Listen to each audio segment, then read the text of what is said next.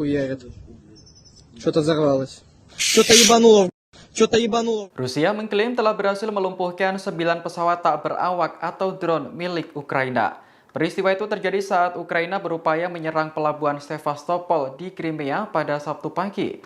Menurut pejabat setempat, serangan ini adalah yang terbesar di Crimea sejak perang Rusia-Ukraina pecah. Gubernur Sevastopol, Mikhail Razbosayev, mengatakan drone Ukraina menargetkan kapal-kapal armada Laut Hitam. Sebuah kapal penyapu ranjau milik Rusia dilaporkan mengalami kerusakan akibat serangan itu.